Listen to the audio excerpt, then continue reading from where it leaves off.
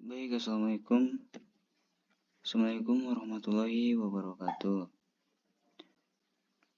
Perkenalkan, nama saya Ramaditya dari Rombel TI03. Jadi, di sini saya akan mempresentasikan hasil tulisan ilmiah yang dimana ditugaskan oleh Pak Rusmanto sebagai dosen dari mata kuliah Bahasa Indonesia sebagai tugas 9. Nah, next. Di sini ada judul yang dimana pengenalan dasar pemrograman untuk logika dan berpikir komputasional mahasiswa baru. Di sini juga ada nama mahasiswa, nama saya Ramaditya dengan NIM 0110224160.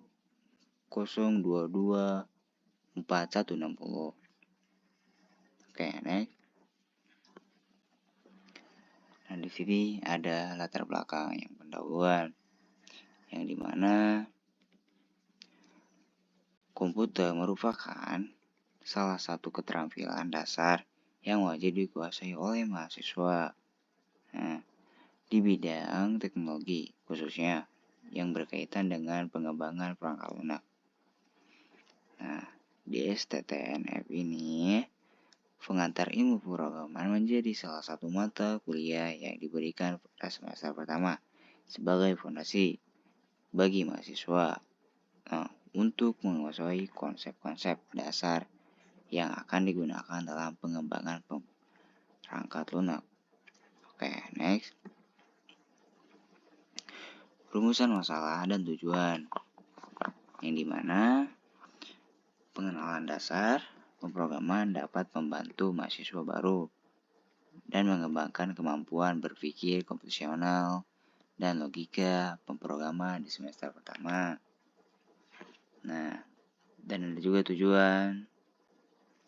Nah, tujuan ini, penelitian ini adalah untuk mengeksplorasi bagaimana pengenalan dasar pemrograman dapat memperkuat kemampuan berpikir komputasional dan logika pemrograman mahasiswa baru di semester pertama, serta bagaimana keterampilan ini dapat mendukung pengembangan solusi teknologi yang efisien.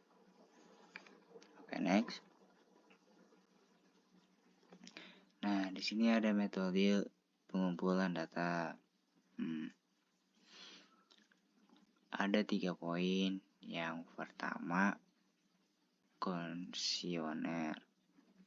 Yang kedua, wawancara. Yang ketiga, dokumentasi. Nah, apa sih kuesioner itu? Mengukur tingkat pemahaman mahasiswa terhadap konsep dasar pemrograman. Dan apa itu wawancara? Mengenali pandangan dosen pengampu terkait efektivitas pembelajaran. Dan dokumentasi itu analisis hasil ujian atau tugas untuk mengevaluasi pemahaman mahasiswa. Nah, oke, next. Kita lanjut dengan metode analisis atau metode pengumpulan data. Di sini ada 3 poin. Yang pertama, analisis kuantitatif. Dan yang kedua, analisis kualitatif. Dan yang ketiga, triangulasi data. Nah, poin ke-1 itu data kuesioner yang berbentuk angka akan diolah menggunakan statistik deskriptif seperti rata-rata, persentase, dan distribusi frekuensi untuk menilai tingkat pemahaman mahasiswa. Dan poin kedua, data dari wawancara dan dokumentasi akan dianalisis secara tematik untuk menemukan pola atau tren aktivitas metode pembelajaran yang digunakan. Nah, dan yang poin ketiga nih, mengintegrasikan hasil dari sebagai sumber data, kuesioner, wawancara, dan dokumentasi. Dari poin yang sebelumnya tadi ya. Ini ada di poin yang ketiga dari triangulasi data. Nah, di situ untuk memastikan validasi dan reliabilitas temuan. Oke, next. Nah, di sini ada analisis dan pembahasan. Poin pertama, apakah Anda merasa kesulitan memahami konsep-konsep dasar seperti variabel, tipe data, atau struktur kontrol? Nah, di sini sebagai besar mahasiswa menjawab bahwa mereka merasa kesulitan pada materi tertentu, terutama pada struktur kontrol kompleks seperti Netslope. Nah, dan yang poin kedua, apakah Anda merasa terbantu dengan latihan-latihan yang diberikan selama perkuliahan? Mahasiswa menjawab bahwa latihan berbasis teori cukup membantu, namun mereka merasa lakukan latihan berbasis khusus nyata agar dapat memahami penerapan konsep dalam dunia nyata. Nah, di sini ya, sebagian ada mahasiswa yang ingin materi, sebagian ada mahasiswa yang ingin praktek seperti penerapan dunia nyata tersebut. Okay, next. Di sini ada proses pembuatannya, yang dimana pembuatan rancangan pembelajaran dilakukan dengan menyesuaikan metode pengajaran berdasarkan hasil identifikasi kebutuhan. Poin pertama, pemberian materi teori tentang variabel, tipe data, struktur kontrol, dan logika pemrograman. Nah, poin kedua, penambahan latihan berbasis kasus nyata, seperti membuat program sederhana yang memanfaatkan struktur kontrol. Contohnya nih, membuat kalkulator sederhana.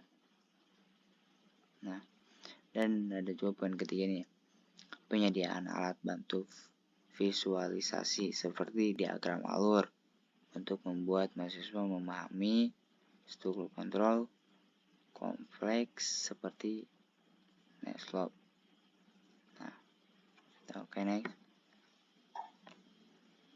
Nah, di sini ada poin keempat ini ya, yang dimana simulasi pengujian logika seperti melalui platform interaktif atau perangkat lunak pembelajaran pemrograman.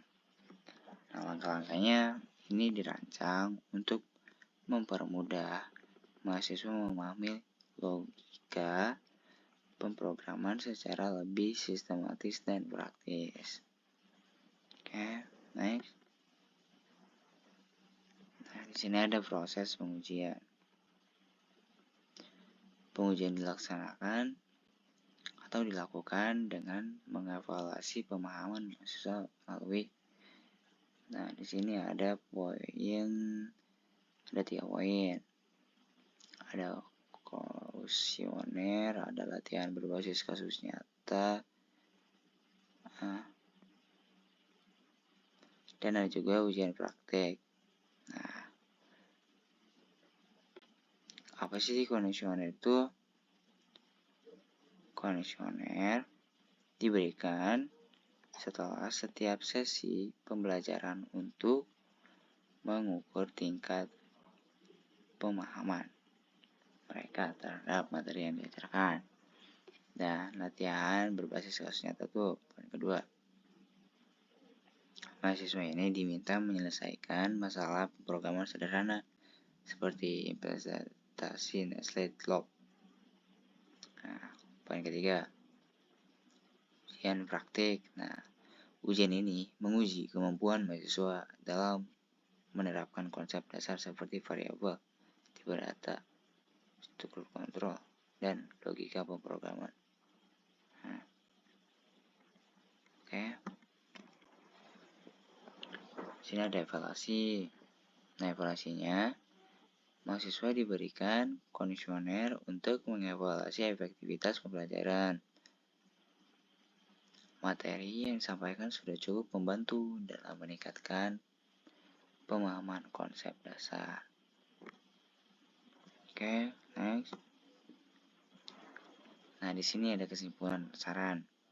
Nah, kesimpulannya, pengalaman dasar pemrograman terbukti secara signifikan meningkatkan kemampuan berpikir komputasional dan logika pemrograman mahasiswa baru di SNMTN dengan fokus pada konsep variabel, tipe data, struktur kontrol, dan logika pemrograman untuk membangun keterampilan pemecahan masalah secara sistematis. Nah, lanjut. Di sini ada sarannya. Nah, disarankan untuk menggunakan metode pembelajaran interaktif seperti gamifikasi atau simulasi berbasis proyek. Nah, mengeksplorasi atau alat bantu visualisasi dan teknologi berbasis AI, serta menerapkan pendekatan kolaborasi antara mahasiswa untuk meningkatkan motivasi, pemahaman, dan kemampuan logika pemrograman. Oke, baik. Nah, terima kasih. Mohon maaf jika ada kesalahan dari presentasi saya. Mohon dimaklum. Saya izin tutup sampai di sini. Assalamualaikum warahmatullahi wabarakatuh.